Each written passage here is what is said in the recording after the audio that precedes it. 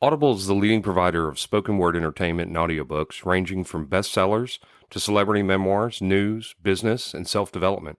Every month, members get 1 credit to pick any title, plus 2 Audible originals from a monthly selection, and access to daily news digests from the New York Times, the Wall Street Journal, and the Washington Post, as well as guided meditation programs. Between a full-time job in IT and a full-time job in podcasting, it gets harder and harder to sit down and read the books I'm interested in. This is where Audible comes in. I can listen on my daily commute, relaxing, or while out running errands and still get in the books I've been wanting to get into. You can download titles and listen offline anytime, anywhere. The app is free and can be installed on all smartphones and tablets. Now you can try Audible risk-free with a special 30-day free trial by visiting audibletrial.com/nerdery and murdery. That's audibletrial.com/nerdery and murdery. Don't let your busy life get in the way of that great book you've been wanting to read. Go get your free trial of Audible today. This podcast is sponsored by BetterHelp. This is Jeffrey, and we've talked about many times before that I experience problems and struggles with my mental health. And really, without a healthy mind, being truly happy and at peace is hard. The good news is therapy does work. It's helped for me, but what is therapy exactly? It's whatever you want it to be. Maybe you're not feeling motivated right now and would like some tools to help. Or maybe you're feeling insecure in relationships at work, or you're not dealing well with stress. Whatever you need, it's really time to stop being ashamed of normal human struggles, and it's time to start feeling better because you deserve to be happy. And now you don't have to worry about finding an in-person therapist near you to help. BetterHelp is a customized online therapy that offers video, phone, and even live chat sessions with your therapist, so you don't have to see anyone on camera if you don't want to. It's much more affordable than in-person therapy, and you can start communicating with your therapist in under 48 hours. So join the millions of people who are seeing what online therapy is really about. It's always a good time to invest in yourself because you are your greatest asset. And there's a special offer to Nerdery and Murdery listeners. You can get 10% off your first month of professional therapy at betterhelp.com/nerdery and murdery. That's betterhelp.com/nerdery and murdery. Thanks again to BetterHelp for sponsoring this podcast. You're listening to the sweet sounds of Nerdery and Murdery. You're an idiot.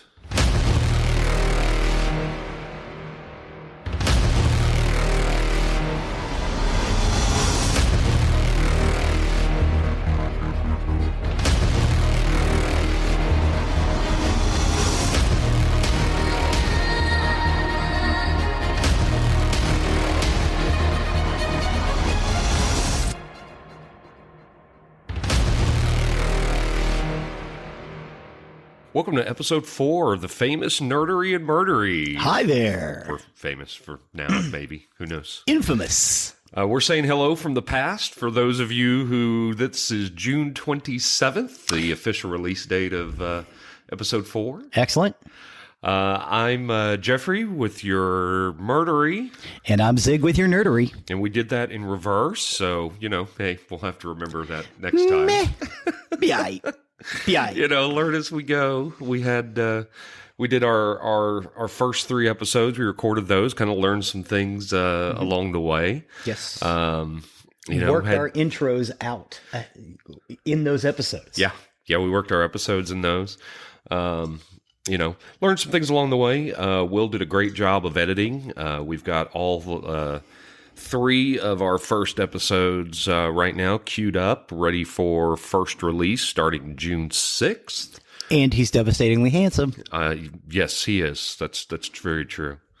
And then for our patrons, you're hearing episode 1 on May 23rd. So we're kind of in the past when we're talking about this. Yes. But it is what it is. Got to record these out, get them ahead so we can release on schedule. How are you? I'm excellent. In my little podcast time machine. Yeah. So this is a unique time for me, and I probably you, because this weekend signifies the first time in over a decade that Monday morning we're not going to see each other at work. No, that's right. Moving Yeah, on I moved on to another organization. yeah. So that's that's going to be interesting. Yes, it will be odd. Sad. As I was looking through, the stuff as you're leaving, it was sad, but happy for you moving on, and Thank you. hope everything goes well there. I did have some nerdery last night. What? One of my nephews had asked me if I would run a D&D session. So How did that go? it went good. I ran a dungeon for 4 15-year-old boys. Oh, nice. So dungeon crawl with Monty Hall at the end. Yeah. And I had to share with you, especially. Well, we will talk about what those things mean later on in a D&D episode. What a Monty Hall and a dungeon crawl is. But I had to share with you, I think one of the boys will be especially near and dear to your heart. Oh, nice. As the dungeon master, I have to, of course, get them to the main storyline. I've got to get them to where they need to go. Yes. And I kind of forced their way sneakily into stealing some horses from a field. Nice. There wasn't anybody around, and only one character noticed the brand on the horses and didn't bother to tell the rest of the party. I love playing that guy. They went to a town, went into a tavern where the owners of the horse showed up, started into him saying, hey, what you doing with my horses? And the barbarian went up behind the man and tagged him in the back of the head to knock him unconscious, rolled a 20 on a 2-hit point farmer, and caved his skull in. Oh, no. So the very first thing they did, the barbarian was a murderer, and there's a paladin in the group. Oh, no. So, I think when we have our D&D episode, some of this might be a little clearer for those of you that don't understand it. But, with Zig's characters that he plays, they're typically always, he kills a lot of people. They're imaginary people. They are. But yes, I like to play the Agent of Chaos because it's more fun for me. I think it's more fun for everybody. It helps move the story along, even if it's not in the right direction. You just like to watch the world burn. Something like to watch the world burn. But it was cool. I put some pictures on our Facebook group of the cake. It was a D20 cake. I showed you this earlier. We've got the Dungeons and Dragons candy, which is little health potions. Mm-hmm. Love those. Here, I'll hold it up so he can get a picture of it. Little health potions. They're also quite tasty. Their mom, my sister-in-law, made the cake. Nice. Really, really awesome. She made cookies as D20s. She did a mold of the Dungeon and Dragon logo. What? And that was on that was on the side of the cake. That was on the cookies. I mean, it was definitely a nerd out night. Wow. And in the background, another room, the other adults that were there were jamming out to some AC/DC and some Green Day. Akadaka. So, the boys were funny. They, attention spans are sometimes kind of short. They had to run off and burn out some energy and then come back to the table. But as you do. Yeah. But they had a great time. I mean, when they came across the actual quest item, I mean, they were jumping up for joy. One of them fell on the ground cheering. And, I mean, it was a lot of fun. It was a lot of fun. Excelsior. Yeah. So I had to share that. That's pretty cool. My nerdery night. That's definitely some nerdery. Yeah. Dungeons and Dragons is right in the wheelhouse. Oh, I know. Well, as we talk about, we're going to be talking about stuff like that. Your Dungeons and Dragons, your role playing games, your board games. Mm-hmm. But you covered music. The Replacements, which was awesome. Mm-hmm. You covered Twin Peaks, which was great. Fortress America, probably one of my favorites. It's a great game. Again, if you're listening, go out and check that bad boy out. It's an amazing game. And assuming everybody is at the same play level, it's going to be close. He didn't say it. I know. He didn't say it. So anything nerdery or murdery going on in your life? Well, I'm getting ready for the the job move, so nothing too crazy. Chloe and I sat down and went back and watched some more of the Star Trek Lower Decks series because they're going to release a second season. Yeah. Here. Well, actually, if you're listening to this, they've already released the second season. Yeah, I have that on my list to watch. I haven't watched Lower Decks yet. It's really funny. I've heard it is. It's really, really funny, and it's an homage to Star Trek. There was Michael Dorn, Worf, this week posted something cryptic on Twitter. Mm-hmm. I think that he's been called back to Starfleet or something like that, but there's no confirmation on if he's coming back or not. So I'd like to see him in either Lower Decks or Picard. I mean, I'd like Picard. I mean, the rumor of a Worf solo series has been out there for a long time. Oh, a decade or more. Yeah. So, who knows if that ever is going to come to play. Oh, and LeVar Burton going to host Jeopardy. Yes. I don't know if that's just going to be a guest thing or permanent, but I think that's really cool because there was a whole campaign out there. A lot of people are like, LeVar Burton should be the permanent. Well, I mean, he did that kids reading show for, 20 years? Oh, yeah. Reading Rainbow? Yeah. So yeah. Okay. Unless you've got something else, I guess we could probably get into some nerdery. Get into some nerdery. I would like to discuss pinball in general today. Nice. And the bane of my 21-year-old existence, a specific pinball game, Bram Stoker's Dracula. Because I never beat it, and I don't think I know anyone who has. I know I don't. None of us did. I thought one of us beat it one time. I know that someone got a match on it, but that's about it. Oh, yeah. But I don't... Was there a beating to the game? Yeah, was there an end to it? You can flip that game. There is a... Oh, flipping it. Yeah. I guess I'm thinking of more video games, and when you get to the end boss and that's more what I was thinking. You can win a free game. As far as I know, none of us ever did that. No. Other than, like you'll get a match, which is a, rarity. Yeah. Yeah, it's a 1 in 20 chance of getting something like that. A free game, yeah. But yeah, we would that particular game, we would go to this bar called Fat Albert's or Chunky A's as we referred to it. I can't speak today. I'm so sorry. It's good. But yeah, we would go up there, and originally we went there to play pool because it was a pool hall. They had 35-cent tables. I think it was 50. Might have been. I can't remember exactly. It might have been 55 or 50. Maybe it was 2 quarters for a game, but it was Wednesday nights when they had the dime pool. Yes. So maybe it was 35 so you had the dime slot to put it in. But yeah, the Wednesdays were when we originally went up there because it was $4 pitchers or $5 pitchers, one of the two. Yep. And dime pool. Yep. And so a group of us could go up there on a Wednesday with very little money in our pocket. Yes. And have a great night. Have a great night. Yeah, be there for hours. It was awesome. And for coin-operated pool tables, which are notoriously bad. Sure. They had really nice coin-operated tables. I mean, they were as nice as a billiard hall where you rent the pool balls and everything. So we would have a great time. But one of us one night discovered a little section where they had video games. And, they had some nice video games. But there was this pinball machine called Bram Stoker's Dracula. Well, first, before that, they had Tommy.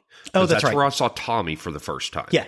And that's my favorite. That is my all-time favorite. And for me, it's not even the gameplay or the field itself. For me, the music clips and the movie quotes from the movie Tommy or the musical Tommy, that one was my favorite. Christmas. Tommy was the name they were going. When I've talked about the replacements before, that was the Who album they were going to name. Oh, really? Yeah, yeah, and the Who said no. Oh, I'm sure. The Who said no. But yeah, so Tommy was before. Okay. Was before Dracula. Well, I know we were playing. We went up there to play pool originally, and then we just started playing pinball. So we found that back area. Yeah. Yeah.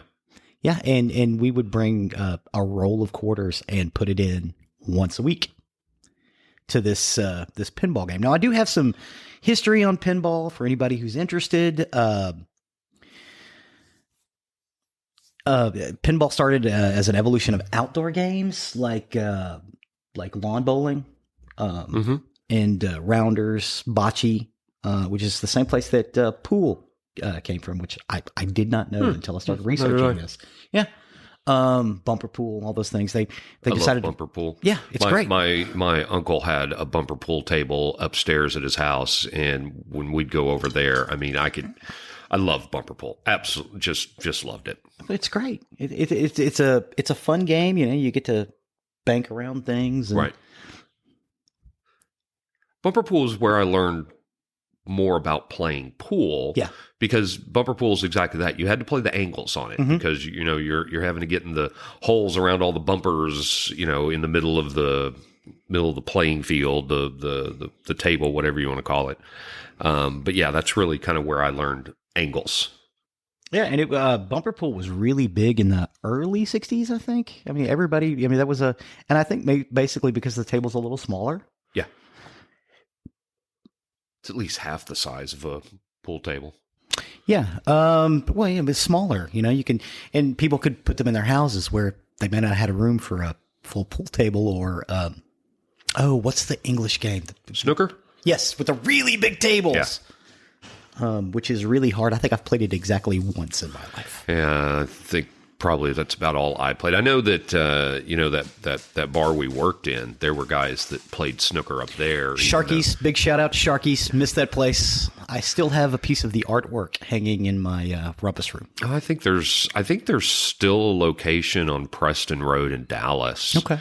The Houston location, I don't know. I haven't heard, but yeah, if they want to advertise with us and they're still around, we'll can advertise here. Sharky's, home of the Sharky's nachos. Billboard Japanese was the first, Billiard Japanese, made in the Alsace region of Germany, France, Germany. They keep fighting over it. And it had a spring mechanism in it, right? So you could actually pull it, and then you'd pull the spring, and it would launch the ball up, and then you would shake the table, and it would bounce off of these steel pins. That's where we get the word pinball from. I did not know that until I started researching this. Well, I'm learning the history of pinball with you. I mean, the history of pinball for me is, watching Happy Days and seeing pinball in the background. And then when I went to arcades and bowling alleys and saw pinball. So yeah, I learned along here with you. I thought it was really, really interesting. That Billiard Japonais, and I'm not saying that right, but I don't speak Alsatian. So don't you? No you Alsatian. Sure? Yes, pretty sure. I don't speak Frenchy German or Germany French. Frenchy German. Frenchy German. Or Germanic French. I think there's probably a real name for this. Yes, you were Alsatian. saying Alsatian. You were saying it. No, just Frenchy German. Germany French. I don't know. Anyway, but yeah, so that thing kind of led to some other games, and then they started making a bunch of them in New York. Now, in Japan, they got the same idea, but instead of using, shaking them for the pins, they would just load more balls in, and that's where we get pachinko. Right. Yeah, and which are still huge in Japan. Yeah. Yeah. There's places out there where you can actually even do it online for prizes and people getting some pretty wild stuff out of that. They get around the gambling rule in pachinko. What you do in pachinko is you rent basically these small silver balls. They're about, what would you say, a quarter of the size of a pinball machine, like a quarter-inch ball bearing, something like that. Yeah, and you basically get these boxes of these balls and you load them into your pachinko machine, and they drop down, and you either get the same amount of balls you had before, or more or less. But when you're done, you put them back in the box, and when you turn them in, you can get prizes. One of the prizes you can get is a gold coin. This gold coin you can take to another shop that they will give you money for. So that's how they get around the gambling for pachinko. And pachinko and pinball basically come from the same place. But here it was less about gambling and more about, trying to shake the table to get the right outcome. So as that goes on, there's these companies that spring up like Gottlieb and Bally and some of the others. Okay, so Gottlieb released Baffle Ball in like 31, and that was supposed 1931? Yeah, Baffle Ball, which is huge. They haven't even invented the flipper yet. That doesn't come around till 1947.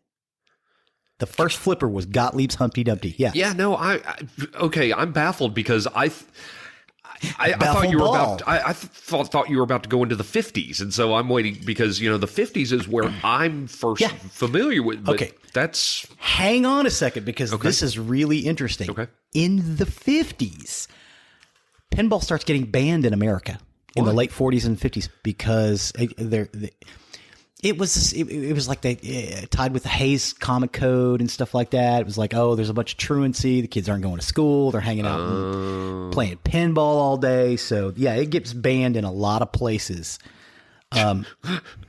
Yeah. just like truancy in the 80s with the arcade. Yeah, exactly. God, the caves we used to go into. Oh, my God, I miss those caves. I do. I miss the arcades. What was it? Crystal Palace. Crystal Palace was awesome.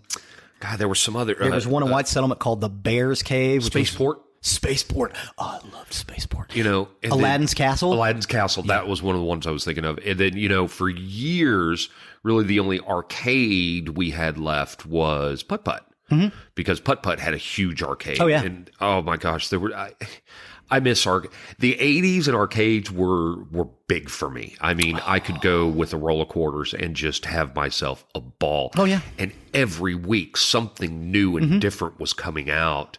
I know, I guess they do that now with console games, but it's not the same. It's not the same as going to an arcade. Yeah. And you could have just as much fun, with a good game. And somebody who is really good at it, you could stand and watch somebody for 30 minutes. Oh, yeah. And I would do that. Keith, we mentioned him a couple of episodes. Love you, Chipwich. Oh, God. I'm seriously telling you, he's going to kill you. Yes. He played, he was really good at this game, Xevious, and I could sit and just watch. I'm terrible at that funny game. Story. I'll have to tell a story. And I know you've heard it before, but I got to tell a story. So there was a Mr. M's convenience store across the street from where he lived. Okay. And over on Alta Mesa? Alta Mesa, yeah. Yep. And there was a Xevious in there. There was a Xevious. There was a Gauntlet at one time. And I loved Gauntlet. Wizard is about to die.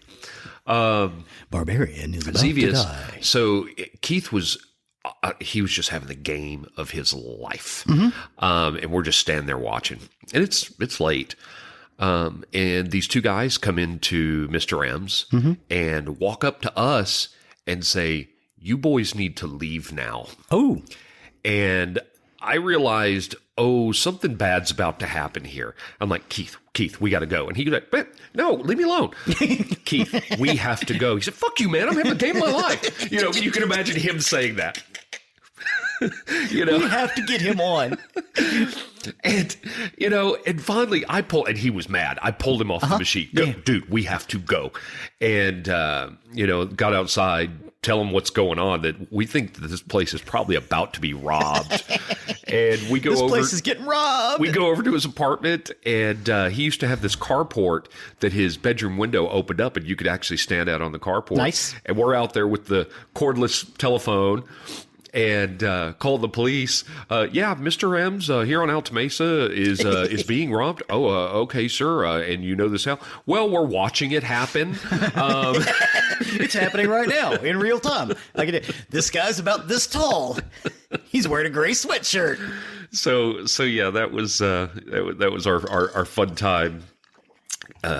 Playing in various places that had video games, and Xevious. 7-Elevens had little mini arcades, and those started dwindling and everything. But yeah, so sorry, the truancy completely reminded me of that. I'm glad you mentioned that because I was about to get to that point. So in the 70s, they started lifting the bans on pinball, and they exploded. And that's where all the arcades started getting filled with pinball machines, right? The video games weren't out yet. And in the late 70s, video games start to come out, and they start to replace the pinball machines. Because people are waiting in line to play, Defender, or by the early 80s, Pac-Man, Asteroids, yeah. Space Invaders. Yeah. So the pinball machine starts to get relegated to a smaller and smaller space inside the arcades. So that kind of happened. Pinball starts to die off, but it doesn't go away completely because everybody still likes to play it. And then in the early 90s, pinball comes back because they start adding screens as opposed to reels. Because they all had the old ones, like I think the old Playboy machine even had a reel counter. Right. Well, and they really ramped them up. I mean, They added the big old ramps and the really circular weird. I mean, the ball could go so many different directions. You had the multi-ball feature, which happened. Multi-ball. Yeah, and a lot of the pinball machines, or as we used to say, monkey ball. Monkey ball. The video was exactly right because you'd have a video game basically inside. Yeah. Most of them at the first had the little 3-4 inch screen, little LEDs with I don't know 8 inches wide with little LEDs, and you generally do something along with it. The Bram Stoker Dracula was one of those. Yeah, they had this. You use the flippers to shoot these werewolves, and when they got to a certain size, you could shoot them, and you would gain points that way. And I loved that part. That was one of my favorite parts of the game. That, and they had, this game had a multi-ball feature that would break your heart. So you'd get 4 or 5 balls going at one time, right? But if you dropped one in this one little, 2-inch hole, your flippers would stop working. And then a magnet under the table would float a ball across about an inch off of the table, would float it across the table, and at some point it would release. Your flippers would start working once that magnet released. The only problem is not all of those balls were made of metal. Right. Some of them were pool balls, so when the magnet started, it would just drain, and you just had to watch it. Right. You just watched it happen. That was one of the, and you're right, that was one of the most heartbreaking things, is when that magnet would take it and just throw it down the drain. Yeah, and it could also throw it down the drain. And then when it beat you, it would taunt you. It would say, "Oh, it is too easy," in Gary Oldman's voice, because it was a movie tie-in for Bram Stoker's Dracula. That was another. A new company came out of Japan, and I believe this guy was a member of the Gottlieb family who ran the U.S. division of Data East. Right, Data East is the first one that started getting like Tommy and I think Data East had Guns N' Roses. Guns N' Roses, Guns N' Roses, Star Wars, Back to the Future, Batman, RoboCop, The Simpsons, Teenage Mutant Ninja Turtles, and everybody else started doing the licensing too. And Bram Stoker was done by Williams. That was the other pinball. Yeah. Oh my God, it was so good though. I mean, just playing it, and you get this giant high score, and then it would taunt you.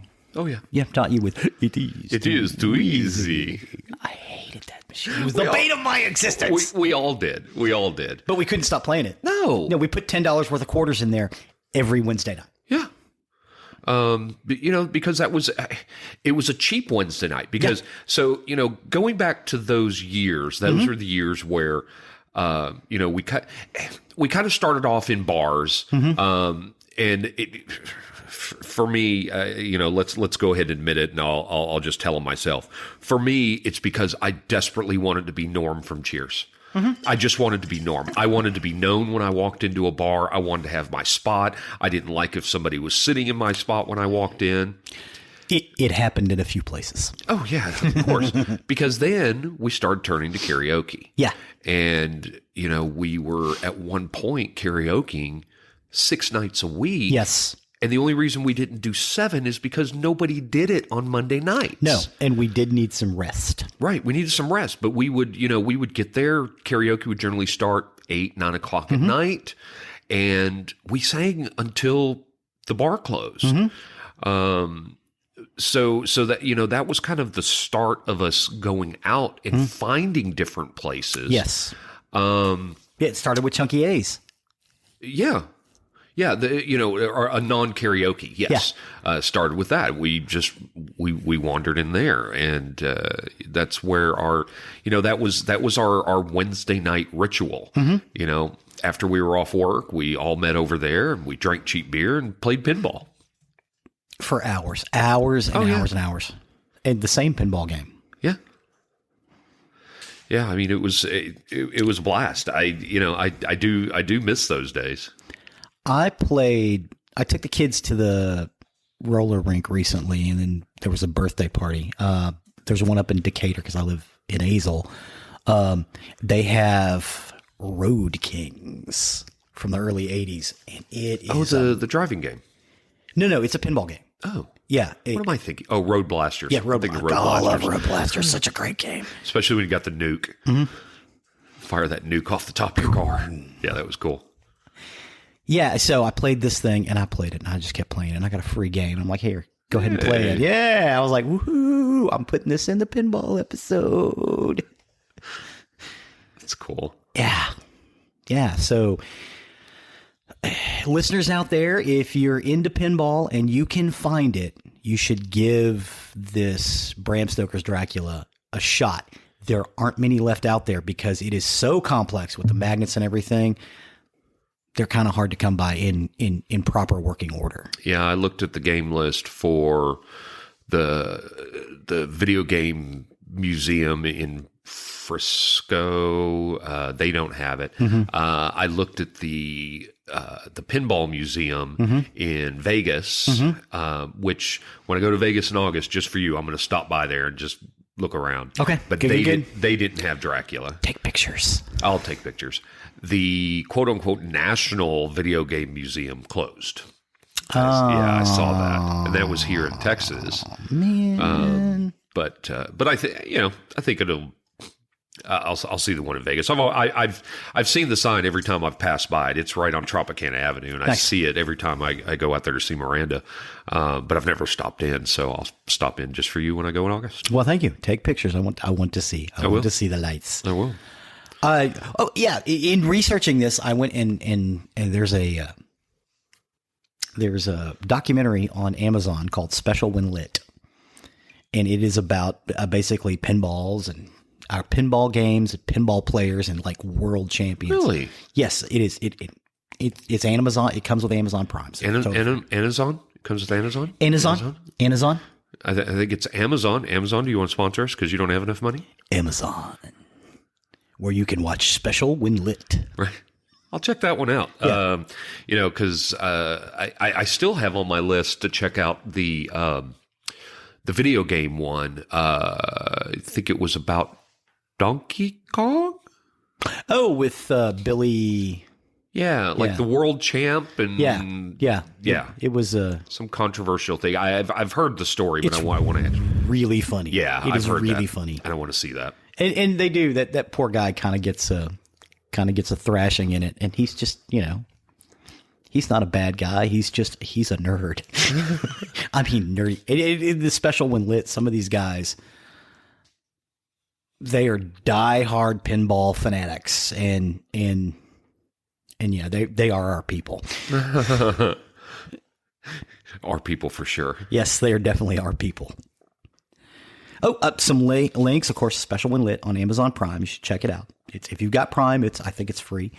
Pinside Pinball Database. You can look up old pinball machines, check on availability. You can look at some videos of playthrough, stuff like that, and then they'll give examples and what they have, and they go really deep into it because all of those little ramps and things, those all have names and right. And I didn't get that deep into it because it's a ramp. But yeah, it's about It's about all things pinball.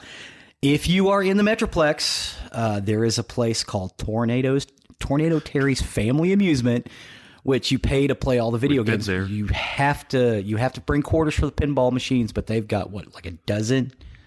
Pinball? Yeah. Yeah, about a dozen really good ones, like the Addams Family, which is a great one. Tornado Terry's, was that it? Yeah. If you want if you want to sponsor Tornado Terry's. Tornado Terry's, yeah. All day. Yeah.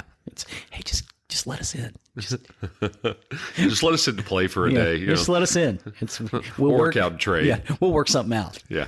But yeah, they're in Keller. You should really check them out. And of course, Free Play's also got 3 locations now. yes, Denton, yes. Richardson, and Arlington? Or yes. is there a Fort Worth one? Yeah, there's a Fort Worth There's one a now. Fort Worth yeah. one. A lot of video games. They also have pinball too. As of yet, I have yet to find some place that has the Bram Stoker's Yeah, Dracula I haven't game. either. I look whenever I see a place with all kinds of all kinds of pinball. I've always looked. Look for a Tommy. I look for a Dracula. Oh yeah.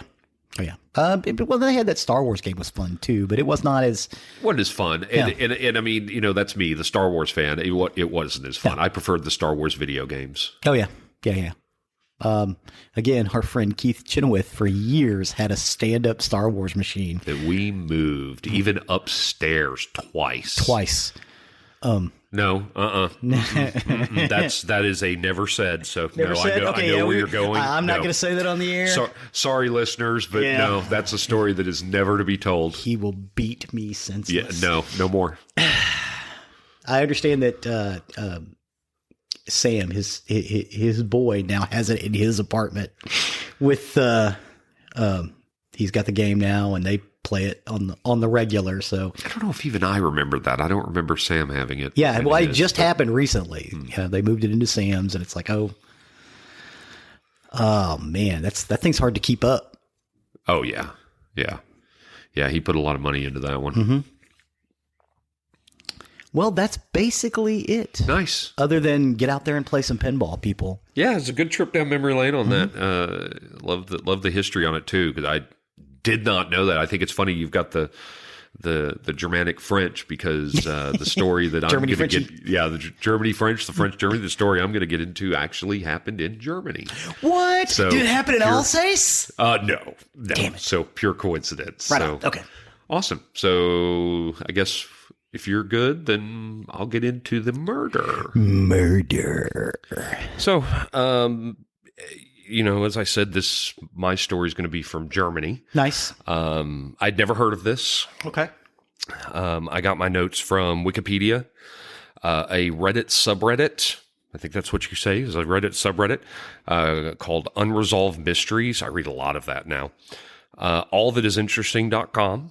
Mental Floss, which is a great website. Mental Floss? Mental Floss. I like it already. And unsolvedcasebook.com. So this is and I'm going to apologize, because even though I did have a German great grandmother, all she taught me was how to swear. I loved her. We used to visit her on Sundays. My grandfather and I would go visit her. Is that where you learned Jucken mein Stucken? That is where I learned Jucken mein Schwanstucken. Schwanstucken. Yes.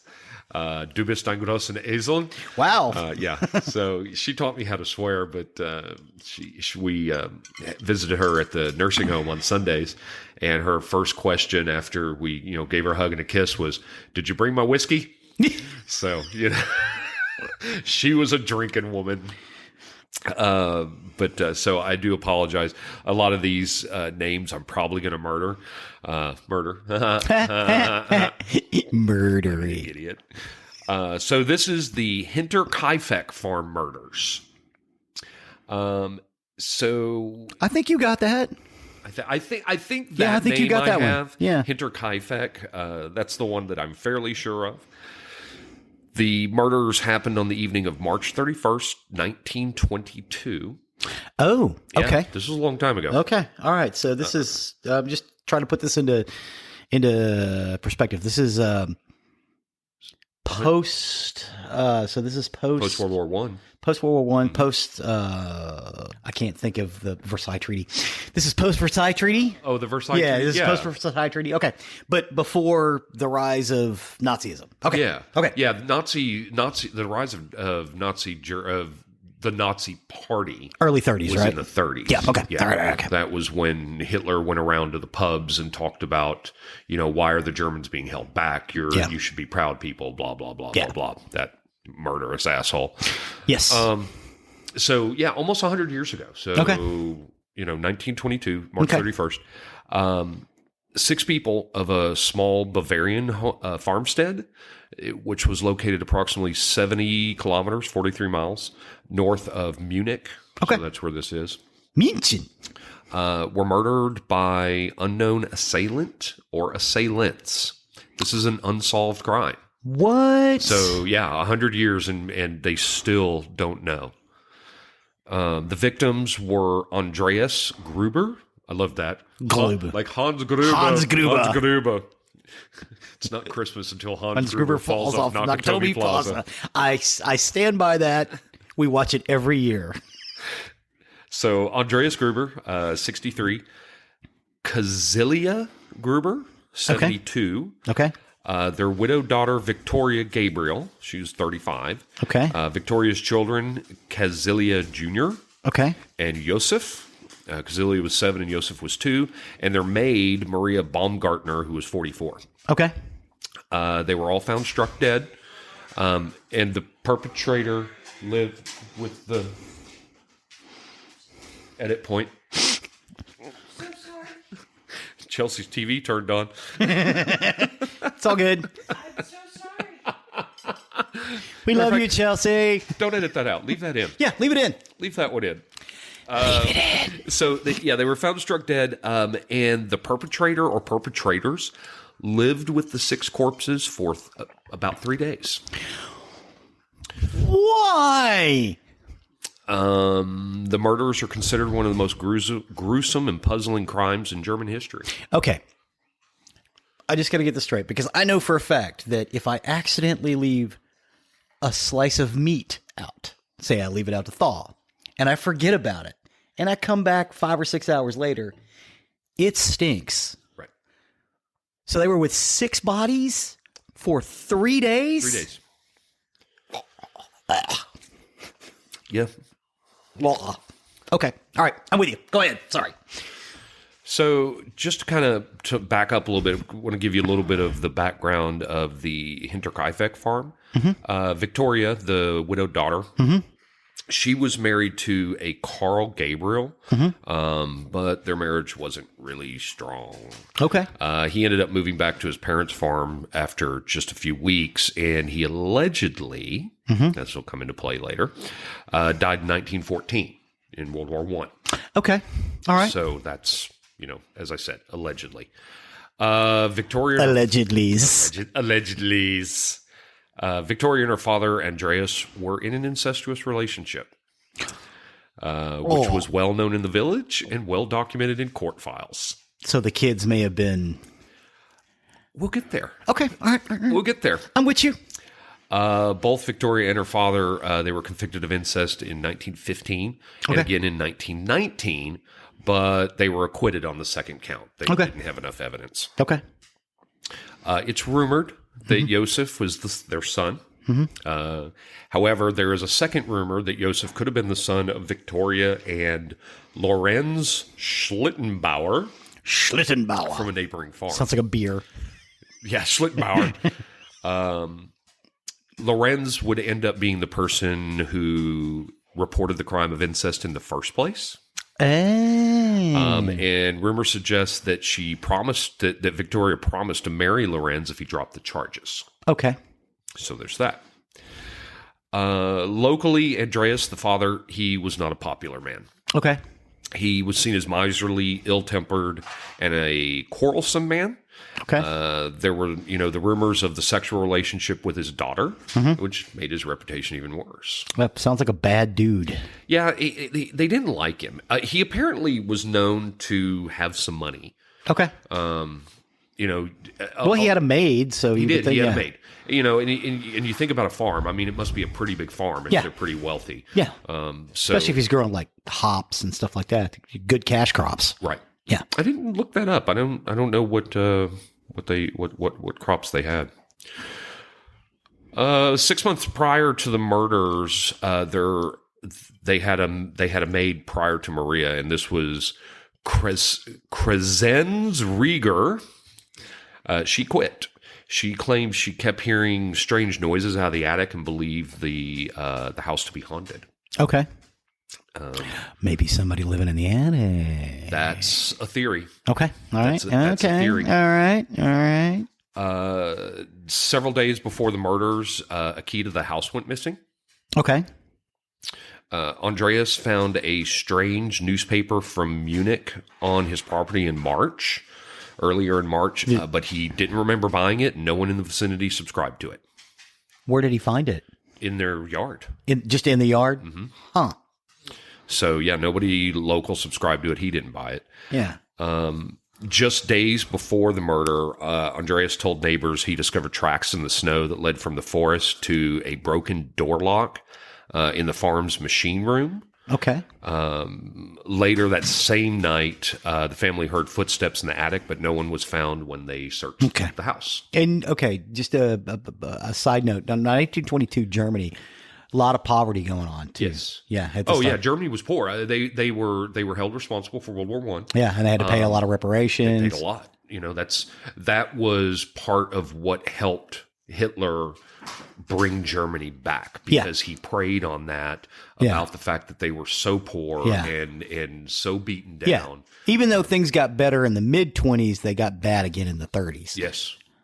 We're also still coming off, the Great Depression. Yeah, around the world. It was worse for Germany. Yeah, because they were already in dire straits. Right. And they were basically living on credit from like 25 to 30. Yeah. So things weren't easy. Yeah. No. Andreas told several people about all those events. Mm-hmm. But when people offered help to search and everything or call the police, it just went unreported. Okay. So none of these ever got investigated. Okay, so well, we can't call the police because they might find something out. The afternoon of March 31st, 1922, the date in question. Okay. They got their new maid, Maria Baumgartner. So she arrived. And then that evening, Andreas, his wife, Kazelia, their daughter Victoria and Victoria's daughter Kazelia were all lured to the barn and murdered one at a time. So that night. What? Yeah. Huh. So the night they got the new maid. Mm-hmm. Okay. A mattock was the killing tool. I had to look that up. It's a hand tool similar to a pickaxe used for digging, prying, and chopping. I'd never heard of a mattock before. Okay. The attacker or attackers then moved into the house where they killed Josef, who was sleeping in his bassinet, and Maria, the maid, in her bedchamber. The same weapon was used. Wow. Evidence shows that Kazelia Jr. was alive for several hours after the assault. Oh. She had tufts of hair that she had torn out while lying in the straw, and she's the only one who did not die by a fatal blow to the head. Her throat was slit instead. Oh. Yeah, pretty sad. Did they take anything? No. That's we'll talk about this a little bit later, I think because I think I wrote it down. I may not have, but there was actually a bag of money found in the house. So left out. It's not like it was hidden or anything like that. It was left out. Left out. Oh, this is an angry person. That's exactly what they say. Or a crazy person. Or persons, as we'll kind of get to. But yeah, that's what they talk about, that this was a very personal attack. It was it almost like a retaliation for something. Kind of talk about that in the theories. Like I said, the killer or killers lived on the property for at least 3 days after the murders. The cattle had all been fed, as well as their Pomeranian watchdog. Put a question mark there. Pomeranian watchdog, really? They're loud. Well, that's true. They are very loud. I had one. I had a very angry Pomeranian. I would just never associate Pomeranian and watchdog. Very, they're going to be loud, but you don't think of those as a quote-unquote watchdog. Of course, who am I to speak with 3 chihuahuas? They're an alarm system. And food from the kitchen had been eaten. So Okay. They were in the house. They So- lived on the farm for 3 days. So most of the bodies were in the barn. Correct, except for Yosef and the maid. Were still in the house. They were still in the house. They were which is in the where- house with which a is where they were murdered. slowly rotting bodies. Eating? Yep. Okay. So Starting the fireplace even. That's even said later on. The fireplace was going too. okay, so it wasn't cold inside. Oh my god. Well, or it probably was. They got the fireplace going. Well, that's what I'm saying. But if they got the fireplace going, it's not keeping the. Oh, yeah. No. It's not keeping the bodies cold. No, I'm Yeah. with you now. Yeah. I missed Okay. you there. Sorry. I'm tracking. Yeah. No. I'm thinking, how do you eat with? Again, I can leave a piece of meat out. Oh, hey, I left this out to thaw and we forgot about it. Happens all the time, and it's wrapped in plastic. How often does it happen that you leave meat sitting out and forget about it? I don't know. Once every few months. Well, okay. So we have a really strong freezer. I wouldn't have said once a year. We have a really strong freezer, and Cree will take small amounts of either lamb or beef, and she will put them in plastic bags and put them in the freezer. Well, she takes them out with the grocery bag just so they won't leak, and sets it on the counter to thaw out. They're hard as rocks. So we go on about our day, and then by the time we get home, it's still fairly frozen, but it's fine. Sometimes, because we have 3 children, we forget about it. It's like, oh God, what is that? Oh God. Oh, take this outside. All right. Fair enough. It's the 3 children. Right. It's a madhouse. I have 3 daughters. 3. Yeah. 3. And they're they run me around in circles most of the time. I just have the one. I'm very lucky with that, so I understand. So the bodies wouldn't actually be discovered for 4 days. Okay. So they lived for 3 days. Lived for 3. They left, and it was 4 more days after that the bodies were discovered. Correct. Okay.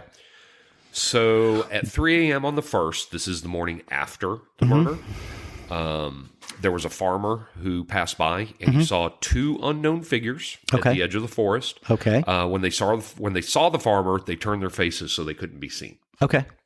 So that was point number 1 after the murders. Later on that same day, coffee salesman. Coffee salesman. Yeah. Coffee salesman arrived to place an order. Place an order. You know what? It didn't hit me till just now. They may have grown coffee on this farm.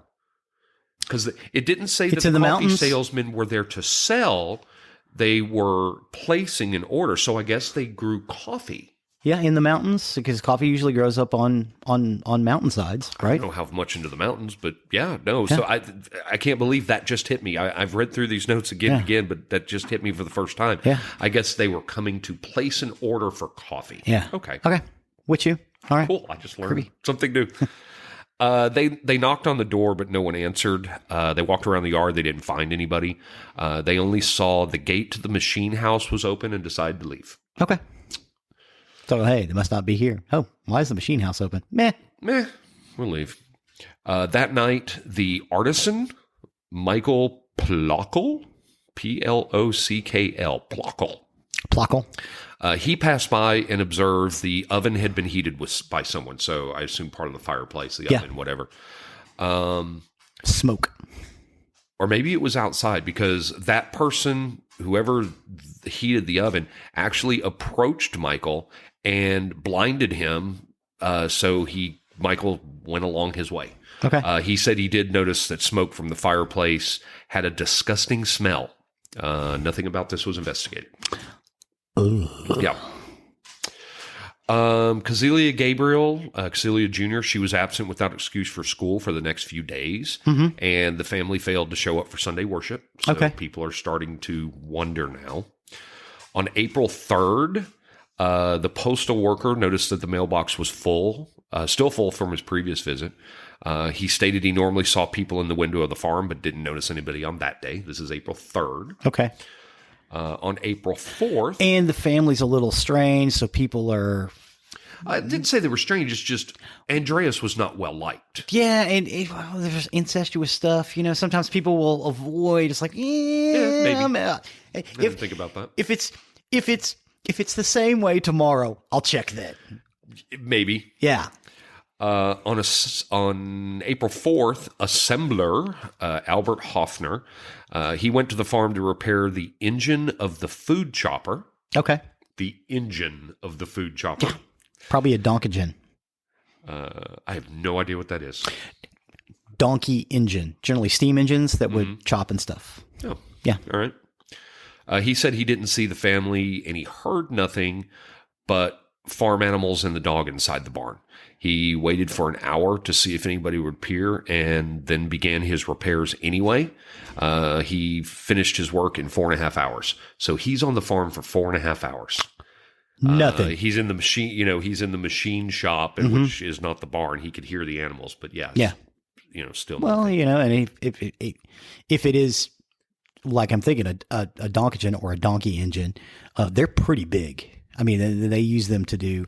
It's essentially what combines come out of. But basically, it's a stationary device where you have it chop or spin something, or it's just a multi-purpose machine. It's the reason they called it a donkey engine is because it's like a donkey. You have it do everything you need to. To look that up. Mm-hmm. So at about 3:30 p.m. on April 4th, Lorenz Schlittenbauer, remember him from earlier? Mm-hmm. He sent his sons Johann and Josef to the Hinterkaifeck farm to see if the family was home. He had sons, and he was having an affair with the young widow? That was rumor. Okay. Don't know. Okay. All right. All right. Well, maybe possibly. Maybe his wife passed away, or they were divorced, or something. I think we have something about that. We're actually going to talk about Lorenz here a bit. I keep interrupting. But, No, yeah. there's a lot here. I have questions. Great. I'm happy to answer what I know. I'm just trying to keep it straight in my head. Helps me in the future if I got to think, I should probably get that next time. The sons came back and they reported that they didn't see anyone. So Lorenz went back to the farm with a Michael Pohl and Jacob Sigel.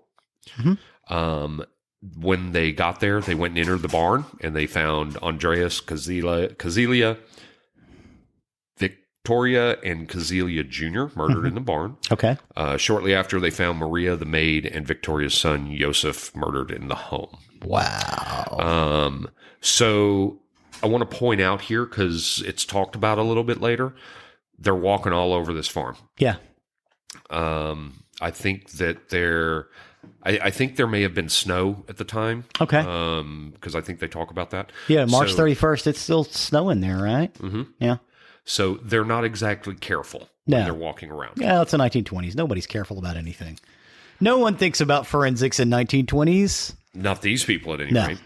Andreas had been smashed in the head, and his cheekbones protruded from his face. Wow. They hit him hard. Yeah, they hit him hard. The elder Kazelia showed signs of strangulation and 7 blows to the head, which cracked her skull. Yeah. Victoria's skull was also smashed from 9 blows to the head from the blunt end of this mattock. Good Lord. The younger Kazelia's lower jaw had been shattered, and her face and neck were covered in gaping circular wounds, and her throat had been slit. Yeah. This is the one that lived probably several hours after. Poor baby. Maria was killed by crosswise blows to the head, and Joseph was killed by a heavy blow to the face. All the bodies were covered. Okay. They were covered with sheets. They were covered with clothing, but all the bodies were covered. Usually I've heard that usually when a body is covered, it's because that person knows that person. If they're covered, it's generally a personal relationship. That's the word I was looking for. It's a personal relationship. They know the person well. So you're absolutely correct. At this point, Munich police were brought in to investigate. As I said earlier, the investigation was hampered by the number of people who had interacted with the crime scene. Bodies and items had been moved around, and meals were cooked and ate in the kitchen. So people were like, "Oh, well, we're going to look around for everything. Let's have us a good meal. Yeah, since we're here, we'll move the bodies around. We'll have a good meal. So, let's get them out of here so it doesn't stink. Yeah, let's sit down and have something to eat. I know it's been a long day. I'm hungry." The day after the bodies were discovered, there were autopsies performed and confirmed the mattock as the most likely murder weapon. The murder weapon itself was not found. Okay. Here's an interesting point. The skulls of the victims were sent to Munich for further investigation. Okay. They were to be examined by clairvoyants to unearth metaphysical clues. The Germans are a weird people. I know, I'm sorry. right? No offense to our German friends out there. No. The clairvoyant was unsuccessful, and then to make matters worse, the heads were lost during the turmoil caused by World War II. Well, of course. Of course they were. Yeah. Police initially suspected robbery, but a large sum of money was found in the house. Just sitting out. So they abandoned that theory. Yeah. No robbery here. Police thought the victims might have been drawn to the stable by animal noises from the barn. Okay. But forensics tests showed that human screams could not be heard from the barn in the house. Okay, so they had somebody get out in the barn and scream. And so, yeah, they got drawn out one at a time and murdered. Right. I bet there was more than one person. There had to have been. Maybe. Yeah, had to have been. In May of 1927, there was a stranger who came to town, and as I read this one, I had to read this part over and over and over because it's like a stranger was questioned about the murder by a resident of the town. So everybody that comes to town, they go, Hey, do you know anything about this murder? Did you murder somebody? Do you know anything about this? So every time I looked at this, I tried to find more about this. Like, okay, why did they decide to question this person? But anyway, the stranger shouted that he was the murderer and ran into the woods and disappeared. I killed him. The stranger was never identified or found. Wow. So, I just thought that one was weird that they approached the stranger. He's like, I did it. I killed him. Bye. See you later. I'm sorry. Auf Wiedersehen. Auf Wiedersehen. So that one was a weird point, but, I left it in there. So that takes us to the suspects. Okay. These were the suspects. We got Lorenz, I'm assuming. We'll get to him. Okay. The first one was Carl Gabriel, the dead husband. But he's dead. Yeah. Reportedly killed in France in December 1914 by a shell attack. Okay, a lot of people got killed in France in 1914. His body was never recovered. Yeah, but I mean, there were a lot of bodies that didn't get recovered because there were only small pieces. There were reports, plural, that Carl was seen after this reported death, and Carl claimed that he wanted to go to Russia. There were war captives that were released prematurely from Soviet captivity in World War II. Yes. Claimed that they were sent home by a German-speaking Soviet officer who claimed to be the murderer of Hinterkaifeck. However, What? Right. Later, these men revised their statement, which diminished their credibility. So the Soviets let me out, and we were let out by this guy who spoke German like a native, and he said he killed the people in Kaifeck. That was their report, but they got discredited later. So now we go to Lorenz Schlittenbauer, and you were right. So the wife, it was shortly after the death of his wife that it was believed that Lorenz had a relationship with Victoria and possibly fathered Joseph. Okay. Immediately after breaking the lock on the barn to go inside where he found the bodies, Lorenz opened the farmhouse with a key and entered the house alone. That was a key that was missing. Yeah. He told everyone that the murderer might still be in the house, so he should go in alone. Okay. And he allegedly said he was going in to look for his son, Joseph, the baby. Okay. Well, he believed it anyway. He did. Maybe. This was allegedly. Allegedly. Lorenz did disturb the bodies at the scene, which compromised the investigation. Mm-hmm. And the police also said he acted very nonchalant. He was viewing and handling bodies without any repulsion at all, which they found odd. Well, okay. He's a farmer with livestock. Mm-hmm. Well, I don't know about livestock, but it said he was a farmer. I haven't grown up around those people a lot. Gross stuff doesn't bother them. They're used to it. No, and I mean, that is not. I don't see that as being suspicious. Just because if that's what he was, yeah, those guys are like that. I mean, well, police thought it was suspicious, but you're not a cop, so that's true. Local speculation was that Victoria demanded financial support for Joseph. Okay. However, before his death in 1941, Lorenz won several claims for slander against persons who described him as the murderer of Hinterkaifeck. So Okay. people were accusing him, and Yeah. he sued people. Yeah. So they ruled out him as a suspect. Well, okay. I'm assuming this place is out in the middle of nowhere, hence the name Hinter. Hinter actually meant behind. Oh gosh, I had looked that. I had looked that up. It's behind something, Presumably Kaifek. right, but I don't remember what Kaifek means. I actually saw that, and I meant to write that one down.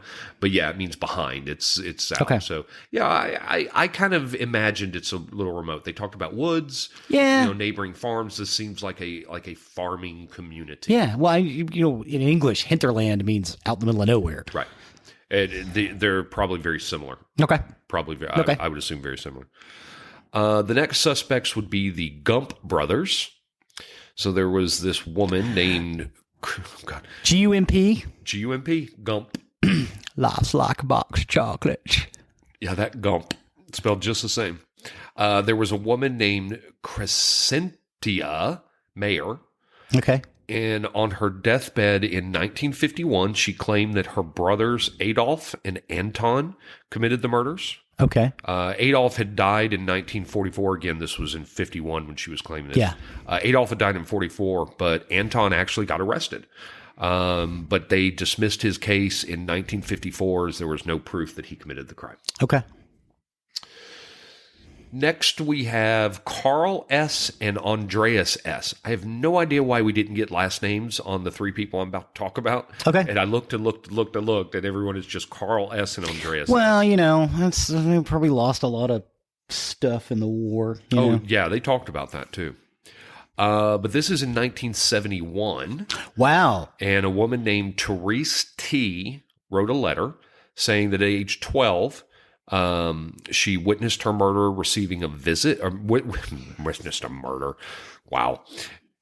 She witnessed her mother receiving a visit from the mother of brothers, Carl and Andreas S.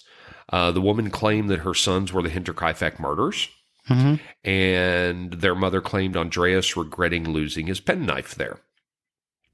The farm was actually demolished in 1923, and a pocket knife was found that they didn't know who it belonged to. Huh. But the former maid of the farm, the one who lived, Yeah. she said she was certain she had seen the knife in the yard during her service. Okay. So Yeah, that knife's been there for years. that one got dismissed. Okay. Um, That's the knife we use to cut kindling. So this one is funny because we're going to go back to the first maid, Crescenz Rieger, who left because she thought the house was haunted. Yeah. Because she heard noises in the She attic. heard noises in the attic. So she suspected her brothers, Carl and Anton, or suspected Carl and brothers, Carl and Anton Bickler, not her brothers, but Bickler. Anton had actually worked on the farm to help with the potato harvest, so they grew potatoes too. Oh, there you go. Potatoes and coffee, apparently. So he knew the premises. Okay. Anton did. Crescenz said Anton often talked with her about the family and suggested the family ought to be dead. Wow. She also said that the farm dog barked at everyone, but never at Anton. Okay. This part, because this is going to happen again, she also said she spoke to a stranger through her window at night that she believed to be Carl. So I don't know why she was talking to a stranger, why she didn't raise the alarm, hey, there's this stranger at my window. Oh, I think it's just Carl. It's just Carl. Or why she went talking to, yeah, who knows? She said it was a stranger. There was a George Siegel who also worked at the farm, and he knew of the family fortune. But again, the large sum of money was found. Yeah, if they were going to steal the family fortune, why not take the giant bag of money? Especially if you're going to stay there for 3 days. Maybe there was more. Oh, yeah. Don't know. This George Siegel. Hey, we're going to take all of this. We're going to leave this bag We're of going to money. leave this bag. Don't touch. Leave that bag. Don't do anything with that bag of money. Because this is really going to mess with them. They're never going to figure this out. George Siegel supposedly broke into the house in November of 1920 and had stolen a number of items, but he denied this. But George did state that he carved the handle for their murder weapon and knew that it was kept in the barn. Okay. So there's that. Okay. Now we have a Joseph Thaler and his brother. Now we're going to talk about the maid. Oh my again. God, they've accused the entire town. That's almost what it sounds like here. So the maid, Krasen, she gave a statement about the Thayer brothers. They had committed several minor burglaries in the area before the murders. And this is where I had to laugh at the first one.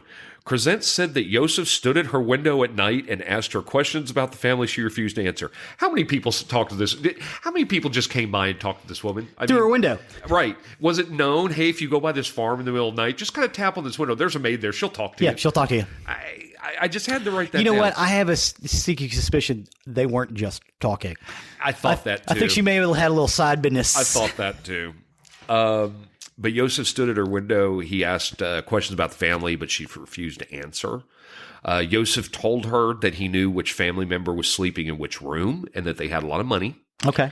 And that she noted during their conversation that another person was nearby. She said after the conversation, they looked at the machine house and turned their eyes upward before leaving.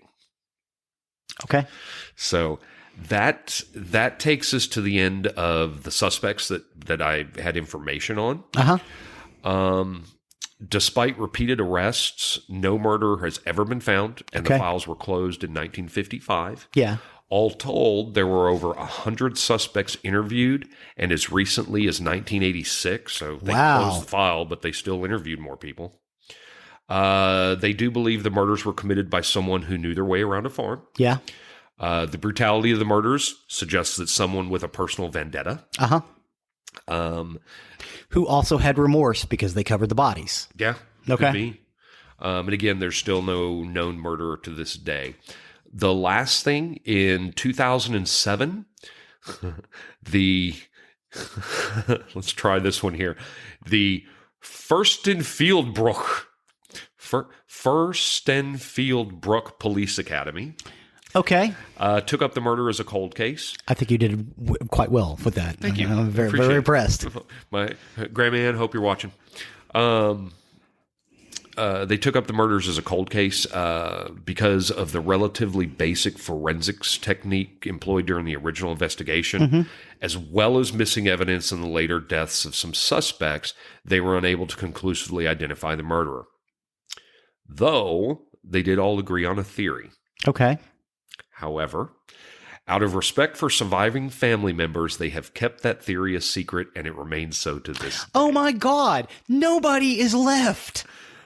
There may be, who knows, ancestor. I don't know. Yeah. I don't know. But yeah, so they. Yes, your great grandfather killed all these people and stole all their money except for that one bag just to mess with us. So they had a theory, and they haven't released to this day. That, like I said, that was 2007, and that is the Hinterkaifeck murders. Well, all right. So hope that was enjoyable. That was really, really enjoyable. Interesting. Not as dark as maybe some, but it was, Yeah. I like I said, I first found it on the Reddit subreddit, and I was Okay. reading. I'm like, wow, this is interesting. Yeah. And That's then fascinating. and then I dug deeper and deeper and deeper, and that's where I pulled out the suspects that I had, and the various coincidences surrounding it. So again, I'm not laughing because it's humorous. Well, kind of. It's more nervous laughter when I do this, but it was fun researching this. Yeah. It was fun digging into. Yeah, trying to pronounce the names, stuff like that. Trying to pronounce the names. How do I say this? But I was able to go through so many things to find all the various information, and I was really kind of going back and forth to compare notes. I wish that they would do some DNA evidence or something. Yeah. I wish this is a case because Again, you March could next year is 100 years. Yeah, you could pull DNA off of a Neanderthal. There's not been a Neanderthal alive for 30,000 years. They got to be able to pull DNA off something. You can, except there are times you can't. And I actually have a story coming up soon where there was so much decomposition, DNA couldn't be pulled off. Right. Okay. Yeah. So, but so yeah. So that's my murder for this week. Murder. It was fun. Yeah, I kind of enjoyed that one. Enjoyed it. Yeah. Good times. Will, how about you? Good times? I'm sorry, I can't hear you. What? Huh? What? What? Huh? No, he's not speaking. He doesn't want to talk. He doesn't want to talk. He wants to be the man behind the scenes. So cool. Well, like I said, that was great. That was love that episode 4. The Quattro. The Quattro. The Audi Quattro. The quad. The numero 40. Numero 4. I don't know. Got me snorting like a pig over here. I have Loki laying at my feet. So he came by for a good little scratch in here. Yep, Just a second he ago. came by, so he came in to listen and sit with us. But Yes. so awesome. So It's a poodle that loves radio. I guess that's all. We've got our website where you can find us. Oh, you had something? No, I was just... Oh, okay. Yeah. Great. Our website where you can find us, which is nerderymurdery.com. We have our Facebook, Nerd and Murd. We also have Instagram and Twitter up. I think those are Nerd and Murd as well. So you can look for those. You can link to them off our webpage, nerderymurdery.com. We also do have our Patreon. If anybody would like to support us and tell us we're doing a great job, there's that. Right now, currently, our Patreons do get their name listed on our website as dedicated fans. And there's also, you can get early release episodes 2 weeks earlier. Yeah, 2 weeks earlier than everybody else. So there's that if you want to see our Patreon. That's also linked from our webpage. You can reach us at email at nerderymurdery.com if you just want to email the show in general. You can find me at Jeffrey at nerderymurdery.com. You can find me at Zig at nerderymurdery.com. And William? All right. William at nerderymurdery.com. Ask why he decides to keep putting up with Wow. Why well, there he goes. Now he's laughing. That's him giggling, not me. You can email Will at nerderymurdery.com and ask him how he puts up with us two idiots. Poor man. Listens to all the nerdery and murdery.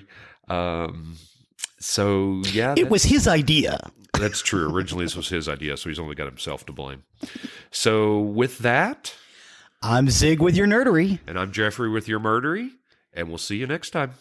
Cue the music.